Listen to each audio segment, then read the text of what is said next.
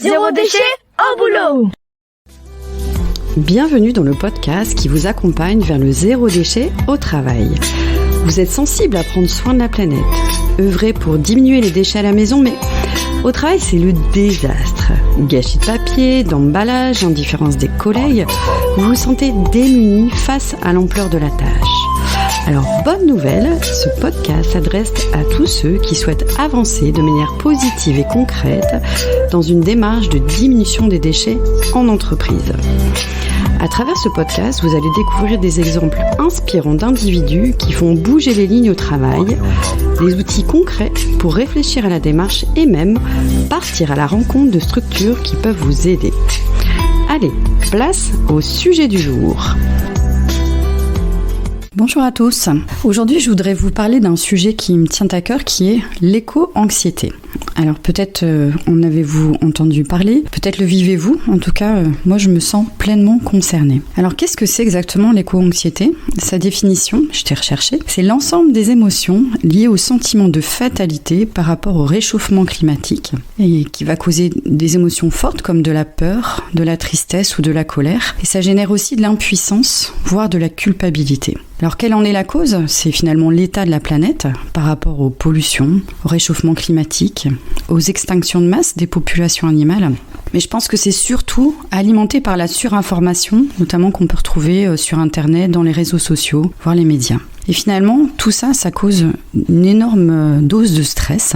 Alors, par rapport à un stress, il y a 4 états qui existent pour faire face à un stress. Le premier état, alors imaginez, vous êtes face à une énorme araignée. Le premier état, ça va être un état de sidération. On est complètement figé, plus rien ne se passe. Le second état, ça va être de fuir. On va fuir cette énorme araignée. Troisième état, ça va être le combat.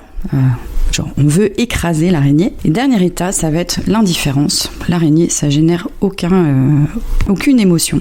Il y a des chercheurs canadiens qui donnent une grille de lecture par rapport au stress et qui nous donnent le moyen mnémotechnique qui est le ciné. Finalement, le stress se met en place quand il y a une perte de contrôle, quand on est face à une situation imprévisible ou face à de la nouveauté, ou alors quand l'ego est menacé, c'est-à-dire par exemple qu'il y a une agression. Et finalement, on se rend compte que cet état de éco-anxiété va agir aussi bien sur notre perte de contrôle, le fait que cette situation soit imprévisible, qu'elle nous oblige à faire face à de la nouveauté et qu'on peut même avoir peur pour notre propre survie.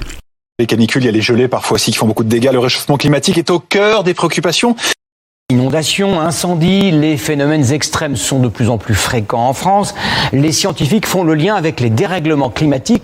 Les catastrophes naturelles pourraient s'intensifier avec des températures qui seraient en hausse de 4 degrés. 4 degrés, c'est le scénario le plus pessimiste des experts du GIEC. Eh bien, d'abord, l'hiver a des pluies violentes. Ces épisodes violents sont de plus en plus fréquents. Voilà, c'est ce qu'on entend un petit peu partout et qui nous est martelé à longueur de journée. Alors moi, toutes ces prises de conscience autour de l'état du climat, ça a généré une énorme tristesse. Ma prise de conscience, ça a été que finalement, en 2050, mes enfants auront mon âge, l'âge que j'ai aujourd'hui. Je pense que mes enfants n'auront pas la même planète que nous avons, que j'ai la chance sur laquelle j'ai la chance de vivre. Peut-être qu'ils n'auront pas le même accès à l'eau, le même accès à l'énergie ou au transport. Et ça, pour moi, ça génère une énorme tristesse. Alors, par rapport à tout ça, quelle était ma réaction ? Ça a été vraiment, finalement, de choisir de prendre soin de moi, d'écouter mes émotions. Alors, petit conseil, si vous-même vous avez des émotions trop importantes par rapport à l'éco-anxiété, n'hésitez pas à les consulter, des professionnels qui peuvent vous accompagner sur la prise en compte de vos émotions et puis de vous aider à les soigner.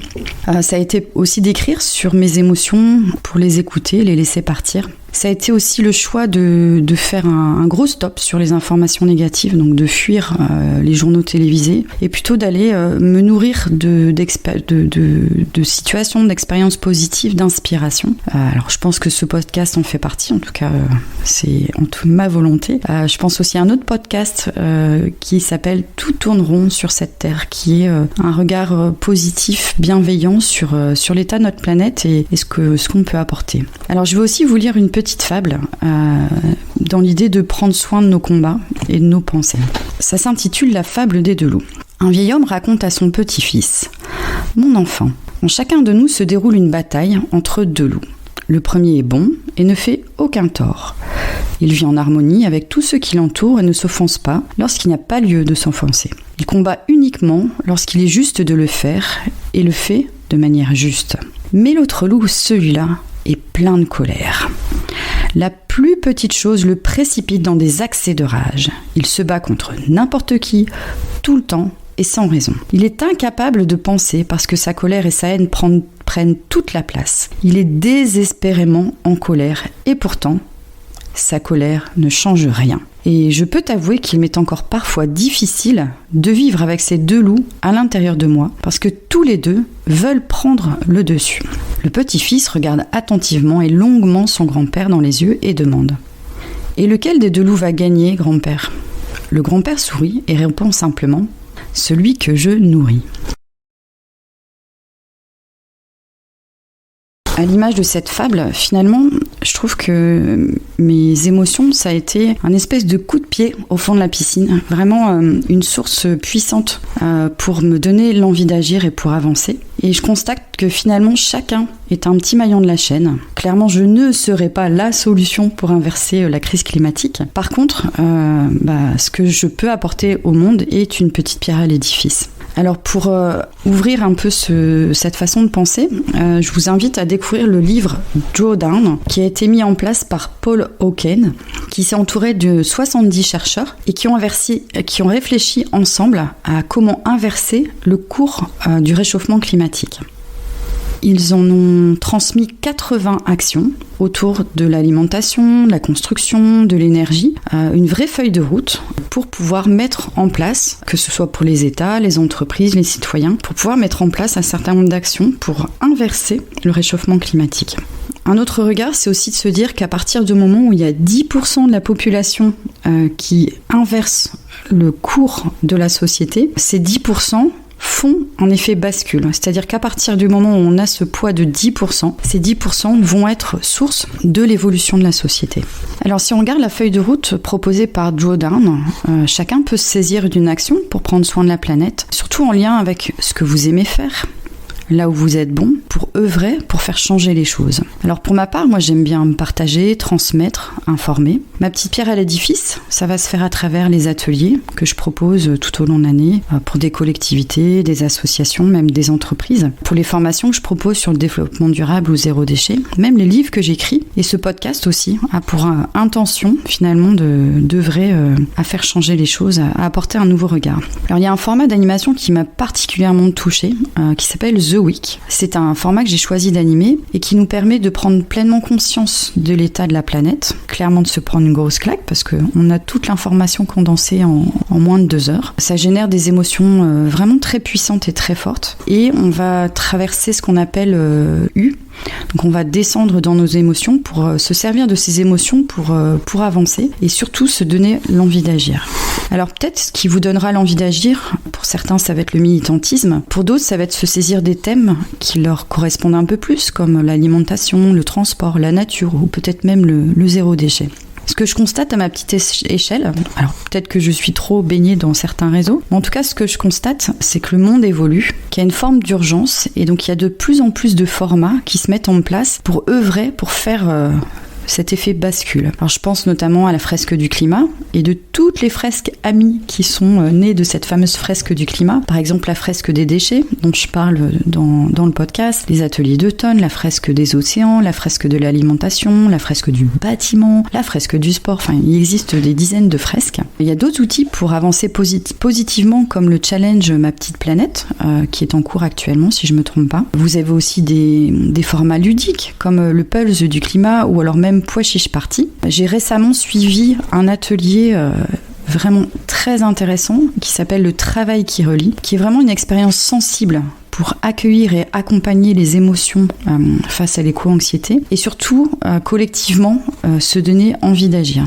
Donc le format The Week, comme le format Travail qui relie, fera certainement l'objet d'un prochain épisode podcast. Alors un dernier petit conseil, prenez soin de vous.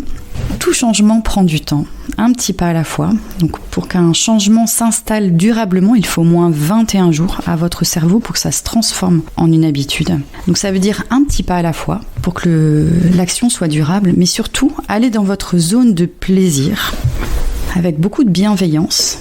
Et je vous amènerai surtout à célébrer vos réussites. Et vous, c'est quoi vos prochains petits pas pour prendre soin de la planète ? N'hésitez pas à donner vos retours dans les commentaires de la plateforme de votre podcast. Au plaisir ! Merci pour votre écoute. Retrouvez un nouvel épisode chaque mardi dès 7h du matin. Et si vous voulez suivre les publications du podcast Zéro déchet au boulot, inscrivez-vous à la newsletter et vous recevrez dans votre boîte mail l'accès à chaque nouvel épisode. Vous retrouverez le lien dans le descriptif. Je suis Sophie Free. Dans la vie, je travaille pour sensibiliser au développement durable et je parle notamment du zéro déchet.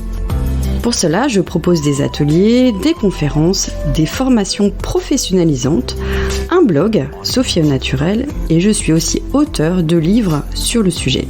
Retrouvez toutes mes informations sur le site sophie-o-naturel.fr. Au plaisir!